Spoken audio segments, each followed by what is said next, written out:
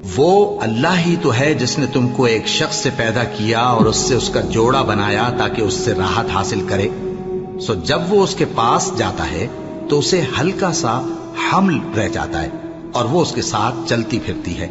फिर जब वो बोझ महसूस करती है यानी बच्चा पेट में बड़ा होता है तो दोनों मियां बीवी अपने परवरदिगार अल्लाह से इल्तिजा करते हैं कि अगर तू हमें सही और सालिम बच्चा देगा तो हम तेरे शुक्रगुजार होंगे।